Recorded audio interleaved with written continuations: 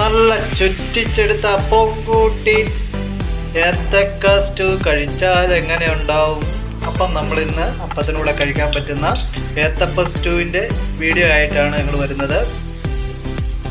അപ്പം നമ്മുടെ അപ്പത്തിൻ്റെ കൂടെയോ പുട്ടിൻ്റെ കൂടെയോ ഇടിയപ്പത്തിൻ്റെ കൂടെയോ ഒക്കെ നല്ല അടിപൊളിയായിട്ട് കഴിക്കാൻ പറ്റിയ മധുരവും എരിവും എല്ലാം ചേർന്ന് വളരെ എളുപ്പത്തിൽ 5 മിനിറ്റ് കൊണ്ട് ഉണ്ടാക്കാൻ പറ്റുന്ന ഒരു സ്റ്റൂവിൻ്റെ വീഡിയോ ആണ്. അപ്പം നമുക്ക് ആ വീഡിയോയിലേക്ക് പോയാലോ?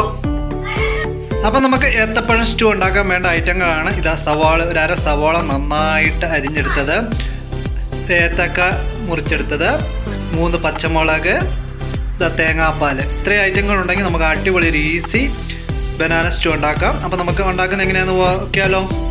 അപ്പം നമ്മൾ ആദ്യം ഇതിനകത്ത് പാത്രം ചൂടായി വരുമ്പോഴത്തേനും അതിനകത്തോട്ട് കുറച്ച് നെയ്യ് ചേർത്ത് കൊടുക്കുക.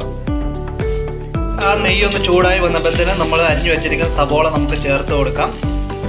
അതിനോട് പച്ചമുളകും കൂടി ചേർത്ത് കൊടുത്ത് നമുക്ക് നന്നായിട്ട് ഇതൊന്ന് വഴറ്റിയെടുത്തിട്ട് വരാം. സവോള ഏതാണ്ട് ഇതുപോലെ വഴണ്ട് വരുമ്പോഴത്തേനും നമുക്ക് ഇതിനകത്തോട്ട് നമ്മൾ അരിഞ്ഞു വെച്ചിരിക്കുന്ന ഏത്തപ്പഴം കൂടെ ചേർത്ത് കൊടുത്ത് നന്നായിട്ടൊന്ന് ചെറുതായ രീതിയിലൊന്ന് വഴറ്റിയെടുത്തിട്ട് വരാം.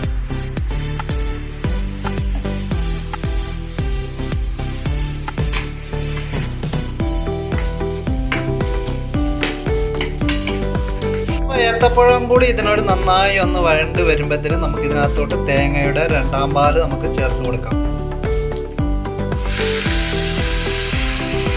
എന്നിട്ട് ഇതെല്ലാം കൂടി ഒന്ന് നന്നായിട്ടൊന്ന് തിളച്ച് ഒരു പാവാകുമ്പോഴത്തേനും നമുക്ക് തേങ്ങയുടെ 1ാം പാല് ചേർത്ത് കൊടുക്കേണ്ടതുണ്ട്.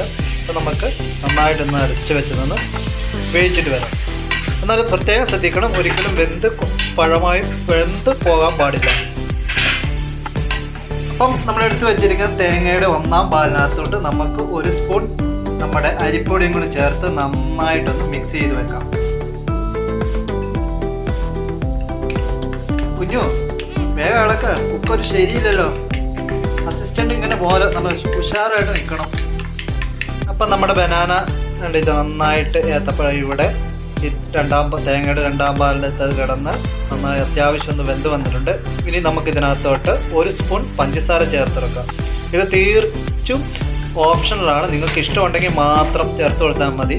ഇത് ചേർക്കുമ്പോൾ എന്താ വെച്ചാൽ നമുക്ക് ഇച്ചിരി മധുരവും ഇച്ചിരി എരിവും ഉപ്പും ഒക്കെ ഉള്ള രീതിയിലൊരു പ്രത്യേക ടേസ്റ്റ് കിട്ടും. അതുകൊണ്ടാണ് ചേർത്ത് കൊടുക്കുന്നത്. ഇനി നമുക്ക് ഇതിനകത്തോട്ട് ആവശ്യമുള്ള കുറച്ച് ഉപ്പും ചേർത്ത് കൊടുത്ത് തേങ്ങയുടെ 1ാം പാലും അരിപ്പൊടിയും കൂടെ ചേർത്ത് വെച്ചതും കൂടെ നമുക്ക് ചേർത്ത് കൊടുത്ത് നന്നായിട്ടൊന്ന് മിക്സ് ചെയ്യാം.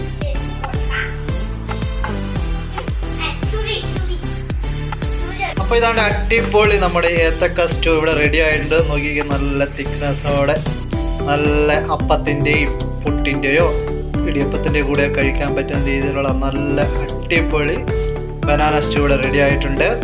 നിങ്ങൾക്ക് എല്ലാവർക്കും ഞങ്ങളുടെ വീഡിയോ ഇഷ്ടപ്പെടുകയാണെങ്കിൽ ലൈക്ക് ചെയ്യണം, ഷെയർ ചെയ്യണം, സബ്സ്ക്രൈബ് ചെയ്യണം.